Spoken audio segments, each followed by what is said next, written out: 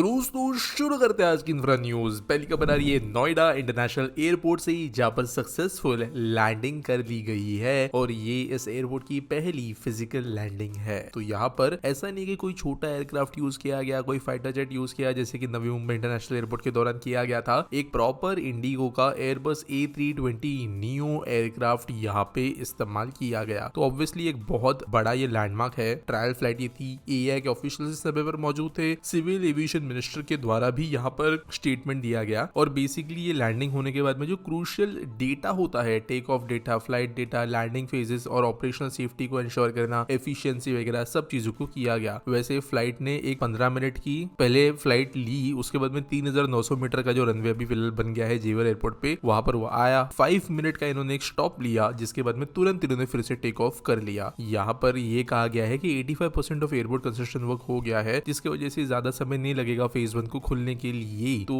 देश के अंदर दो बहुत बड़े एयरपोर्ट जो है, नवी मुंबई इंटरनेशनल एयरपोर्ट और जेवर का नोएडा इंटरनेशनल एयरपोर्ट, ये जल्द ही लोगों को सर्विसेज देना प्रोवाइड करेंगे। अगली खबर दोस्तों आ रही है Mumbai Ahmedabad bullet train project से रिलेटेड, जहां पर the national high speed rail corporation limited ने कमेंस कर दिया है काम on the critical phase of rail welding for the Mumbai Ahmedabad bullet train project in Gujarat. तो ये एक फाइनल स्टेज है before track laying for 508 kilometre route design for the speeds of 320 kilometres per hour. Project जो है यहाँ पर 25 मीटर के reels लगाए जा रहे हैं जो जापान से इंपोर्ट किए गए हैं। एडवांस फ्यूजन वेल्डिंग मशीन का इसके लिए इस्तेमाल किया जा रहा है, जो 200 मीटर के सिंगल रील पैनल्स बनाएंगे और 298 पैनल्स ऑलरेडी प्रोड्यूस कर लिए गए हैं, जो around 60 kilometre of track length बनती है। यहाँ पर रील प्रोसेस के वेल्डिंग के बाद ग्राइंडिंग किया जाएगा, सर्फेस प्रिपरेशन होता है और ये हाई स्पीड ट्रेन को केटर करेंगे। अगली खबर दोस्तों जो आ रही है वो है रांची से, जहाँ के urban development and housing department ने कहा है कि वो कुछ न्यू स्कीम्स इंप्लीमेंट करने वाले हैं बाय जुस्को। तो यहाँ पर जो मेन प्रोजेक्ट है वो ये है कि हरमू और स्वर्ण रेखा जो नदियां है, इनका ब्यूटिफिकेशन किया जाएगा और वाइडनिंग भी किया जाएगा।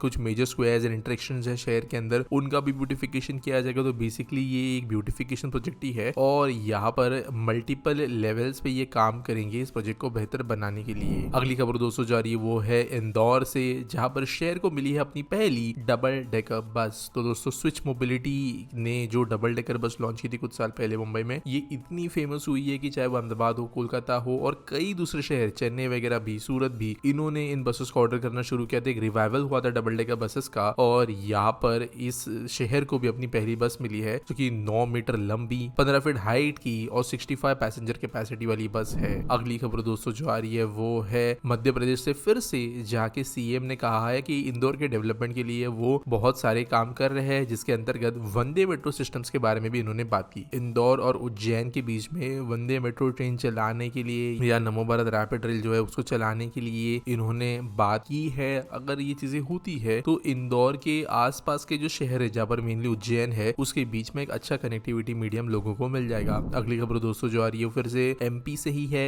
जहाँ पर स्टेट की पहली मेडिसिटी जो उज्जैन में बनने वाली है, इसका भूमि पूजन कर लिया गया है। 14.97 एकड़ ऑफ लैंड पर ये बनाई जा रही है, जिसका एस्टिमेटेड कॉस्ट है 592.30 करोड़ रुपीज। और यहाँ पर साथ साथ एक मेडिकल कॉलेज और एक टेम्पल टाउन का भी यहाँ पर फाउंडेशन स्टोन ले कर दिया गया है, जिसकी वजह से इस स्टेट का ये 17वां मेडिकल कॉलेज होगा। अब यहाँ पर ये मेडिसिटी जो है, यहाँ पर भरपूर काम होंगे हेल्थ केयर रिलेटेड। और उज्जैन क्योंकि ऑब्वियसली एक बड़ा शहर है, तो यहाँ पर ज्यादा से ज्यादा लोग विजिट करते हैं जिनको हेल्थ केयर फैसिलिटीज मिल पाएगी। अगली खबर फिर से मध्य प्रदेश से आ रही है, जहाँ के पब्लिक ट्रांसपोर्टेशन को रिवैम्प किया जा रहा है। तो जो BRTS सिस्टम चल रहा था इंदौर में, इसको डिसमेंटल किया जा रहा है, यानी इसको हटाया जा रहा है। लेकिन ये हटाया इसलिए जा रहा है ताकि एक फ्लाईओवर और मेट्रो रूट बन सके। तो यहाँ पर 4 से 5 ब्रिजेस की जरूरत पड़ेंगे, एक 11.5 किलोमीटर के स्ट्रेच की जरूरत पड़ेगी AB रोड के ऊपर, जहाँ पर स्मूथर ट्रैफिक फ्लो के लिए चीजें की जाएगी। तो जब तक मेट्रो और फ्लाईओवर बन रहा है तब तक तो BRTS का लाभ लोग नहीं उठा पाएंगे, लेकिन बनने के बाद में कैपेसिटी मल्टीफोल्ड बढ़ जाएगी मेट्रो के कारण। अगली खबर दोस्तों फिर से आ रही है MP से, जहाँ के गवर्नमेंट ने डिसाइड किया कि वो कंस्ट्रक्ट करेगी गीता भवन in each urban part of state in the next 3 years. तो बेसिकली हरियाणा गवर्नमेंट, आपने खबर सुनी होगी कुछ दिनों पहले जो मैंने दी थी न्यूज पे, कि कुरुक्षेत्र को जो है वो डेवलप करने वाले हैं महाभारत टूरिज्म से रिलेटेड। तो ये सिमिलरली मदद ले रहे हैं हरियाणा गवर्नमेंट की, जहाँ पर ये इंटरनेशनल गीता महोत्सव के लिए एक भवन बनाएंगे, जहाँ पर ऑब्वियसली भगवत गीता के बारे में बहुत चीजें होगी। अगली खबर दोस्तों जा रही है वो है बेंगलुरु महानगर पालिका से, जिन्होंने इन्वाइट किया है expression of interest from banks and other financial institution seeking a loan of 19,000 crore rupees. तो ये लोन कर्नाटका की गवर्नमेंट ले रही है एक 18 किलोमीटर का ट्विन टनल प्रोजेक्ट बनाने के लिए, जो हेबल से लेके सिल्क बोर्ड जंक्शन के बीच में दौड़ेगा। तो यहाँ पर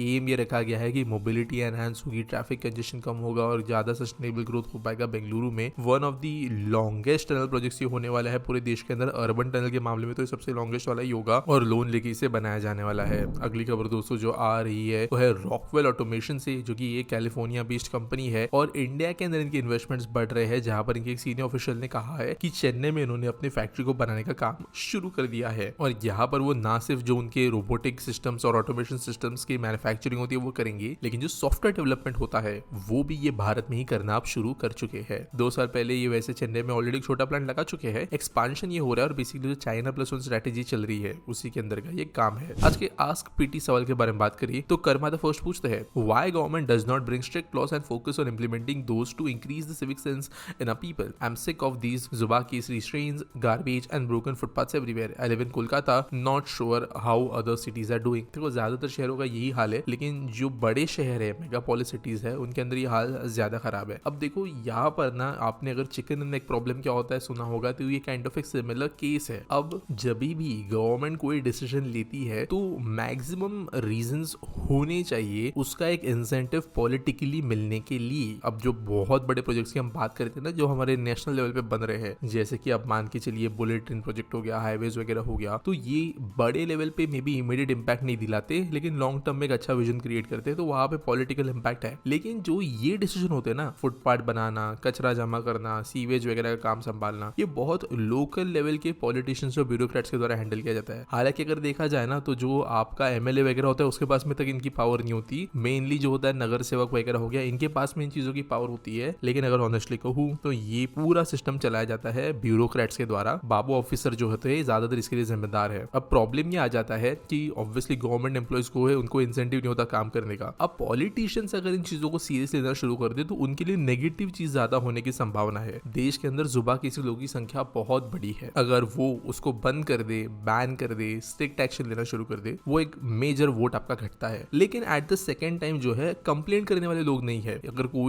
अगर एक टाइम आता है जहां पर जुबा केसरी के जैसे जो होने वाली गंदगी है वो कंप्लेंट करने वाले लोग ज्यादा हो जाए कंपेयर टू गंदगी करने वाले, तो उस समय पे पॉलिटिकल मोटिवेशन जो है वो शिफ्ट होता है टूवर्ड्स इंप्लीमेंटिंग स्ट्रिक्ट एक्शंस। ये सेम चीज जो है वो टिकट कलेक्शन हमारा जो स्लोली होता है या फिर जानबूझ के विदाउट टिकट लोग को अलाउ किया जाता है, एनक्रोचमेंट जो है उसको अलाउ किया जाता है, ये सब के वही रीजन है। स्ट्रिक्ट इंप्लीमेंटेशन अगर कर दे तो जो लोगों के ऊपर ऑक्शन हो रही है वो लोग तो वोट देंगे नहीं, लेकिन ऑलरेडी जो लोगों को दिक्कत हो रही है इन चीजों की वजह से वो उसके ऊपर कभी एक्शन डिमांड भी नहीं कर रहे हैं। कल को अगर लोग सड़कों पे उतर के एक्शन डिमांड करना शुरू कर दे तो ऑब्वियसली पॉलिटिकल विल इसके लिए क्रिएट होना शुरू हो जाएगा। उम्मीद करता हूं आपको सवाल का जवाब मिल गया होगा। वैसे मैं डिटेल वीडियो प्रोबेबली इस टॉपिक पे बनाऊंगा कभी, लेकिन फिलहाल के लिए इतना ही। अगर आपके पास कोई सवाल है तो कमेंट सेक्शन में पूछ सकते हो। अगर कोई न्यूज सबमिट करनी है तो उसके लिए भी आपको डिस्क्रिप्शन में एक लिंक मिल जाएगी। अगर वीडियो अच्छा लगा तो लाइक करना, शेयर करना, नोटिफिकेशंस ऑन करना। मिलेंगे अगले वीडियो में।